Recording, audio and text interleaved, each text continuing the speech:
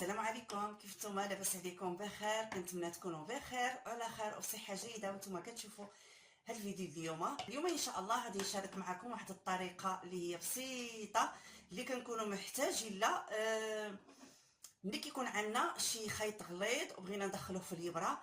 كتجينا واحد الصعوبه وماشي غير الخيط وصافي. انا عندي هنايا جوج نماذج غادي نشاركها معكم وغتفهموني علاش كنهضر. قبل ما نبدا الفيديو ديالي كنتمنى تعملوا جيم وتبارطاجيو الفيديو مع العائله والاصدقاء ديالكم اللي كيهمهم الامر واللي مهتمين بهذا المجال ديال الخياطه، واللي اول مره كتدخل عندي تشترك عندي في القناه وتضغط على الجرس اللي كاين في الاسفل باش دائما كل ما نعمل الجديد يوصلكم الاشعار. ومرحبا بكم كاملين سواء الجداد او اللي معايا دائما.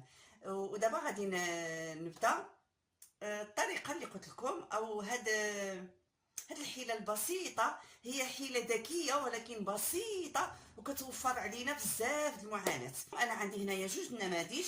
غادي نبدا بالنموذج الاول اللي هو الترسان. هاد التريسنات هادو ملي كنخدموا هذا خاص يعني في المجال ديال الخياطه التقليديه. ملي كنخدموا شي بياسه كيكون فيها مثلا زواق المعلم، كيخلينا داك الخيوط خارجين على برا. اذا حنا خصنا ندخلوهم في الابره ومن بعد ندخلوهم في الثوب باش كيجيو نداخل وكنغرزوهم باش البياسه ديالنا كتبقى مفينيه. الفكره اللي بغات نوصل لكم وهي الترسان ملي كنبغيو ندخلوه في شي ابره كيكون صعيب علينا باش ندخلوه في ديك الابره. طبعا واخا كيكونوا لي باري غلاطين في هذا الشكل هذا، عندي هنايا انا هاد الانواع هادو، وطبعا كل وحده كتخدم على حساب النوع اللي كيصلح لها. مثلا انا غادي نخدم بهاد الابره هادي، هيا شوفوا العينينه ديالها كبيره، ومع ذلك ملي غنبغيو ندخلو الترسان ديالنا ها هو ملي نبغيو ندخلوه غادي يجينا واحد الصعوبه باش ندخلوه. اذا بغينا نفسخوه بعض المرات كنبغيو نفسخوه مثلا هيدا عاد ندخلوه كيزيدوا هاد الخيوط هادو كيتشنتفوا كيتحلوا. المهم كنجبروا واحد الصعوبه ونقدروا ندخلوه هيدا ملي كنعملوا هاد الخيوط هيدا كنعملوا هيدا في الطقم ديالنا، ولكن ومع ذلك ملي كنبغيو ندخلوهم دائما كنجبروا واحد الصعوبه. اذا اليوم انا غادي نشارك معكم واحد الحيله بسيطه وذكيه اللي كما قلت لكم باش هاد الخيط ندخلوه بكل سهوله في هاد الابره. اذا كنجيبوا السكوتش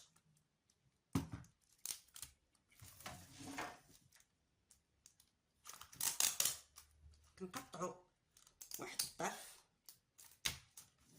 صغير وكنلويوه على هاد الحاشيه ديال الترسان هيدا، وكنخليو واحد النص هنايا، النص كيجي على الترسان ها هو شوفوا معايا، والنص هنا كنخليوه زايد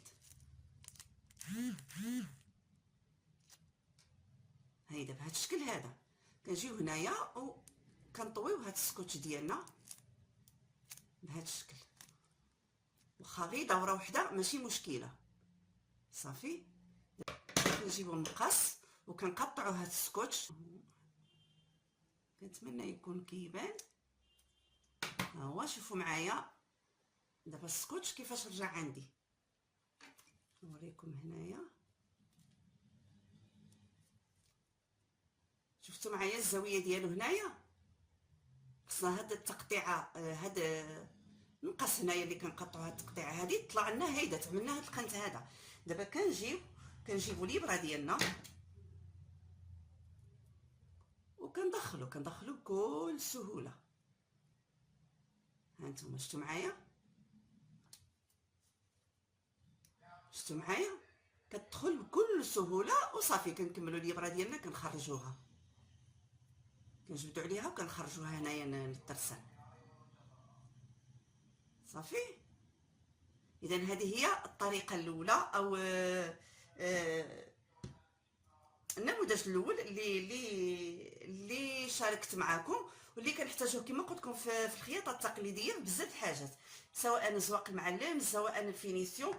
كتسهل علينا بزاف ما نبقاو كنعملوا ديك الطريقه هيدا ونبقاو نلويو الخيط ندخلو. المهم حتى اذا دخلناه كندخلوه بواحد الصعوبه وكيدي لنا الوقت اكثر.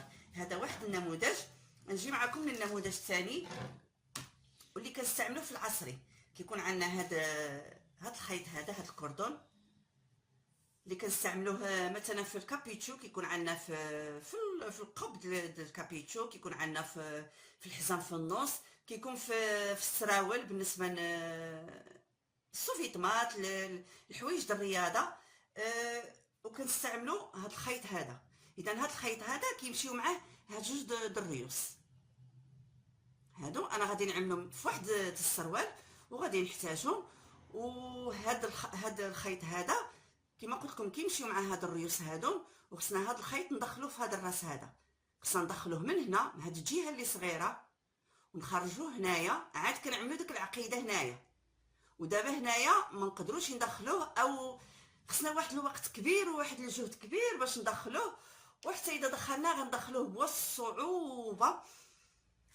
اذا بنفس الطريقه انا كنستخدم هذه الطريقه هذه اللي جاتني فكره غير راسي كما كنقولوا. هذا الاختراع ديالي اللي بعض المحاولات وبعض بزاف ديال التعب بديت كنستعمل هذه الطريقه والحمد لله خرجتني. اذا شوفوا معايا هذا الكردون كما قلت لكم هنايا ما غيدخلش. شوفوا هنايا هذا الراس. اذا شنو كنعمل انا؟ كنجيب السكوتش دائما كنقطع واحد الطرف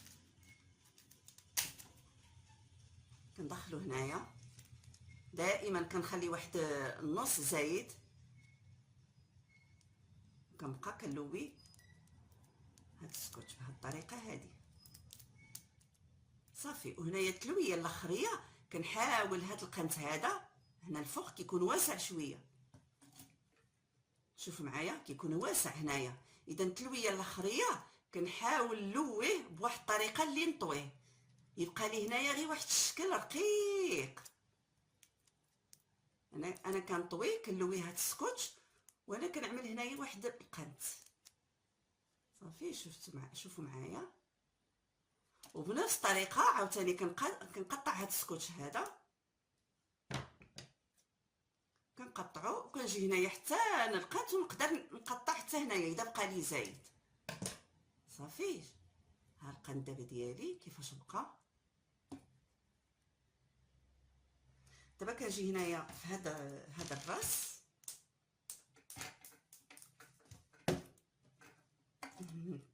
ها هو طاح لي واحد طاح. المهم عندي اخر. كنجي هنايا لهذا الراس وكندخل هنايا من هاد الجهه اللي صغيره وكنخرجو هنايا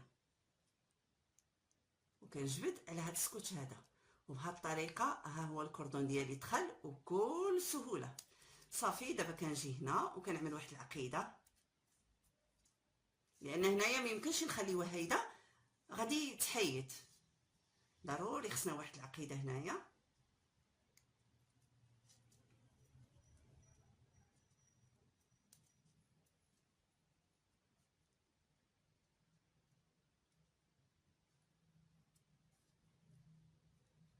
كنجبدو عليها مزيان باش كتصغر ديك العقده كتصغر. خصنا باش تسع عاوتاني في هذه الجهه هذه باش تدخل من داخل. اذا كنبقى نجبد عليها صافي. كنقطع هاد الزياده اللي عندي هنايا وكنجبد وصافي البنات. الخيط ديالي صافي. دابا غنزيد الثانيه حتى ندخلها في السروال عاد نزيد جهه اخرى. اذا هادو هما الطريقه اللي كنخدم بها واللي بغيت نشاركها معكم وتستافدوا. كما قلت لكم واحد الطريقه ذكيه وفي نفس الوقت بسيطه كتوفر علينا الجهد كتوفر علينا الوقت. كنتمنى هذا الفيديو يكون مفيد وتكونوا استفدتوا يكون عجبكم. ونتلاقى معكم فيديو جديد ان شاء الله. الى اللقاء ومع السلامه.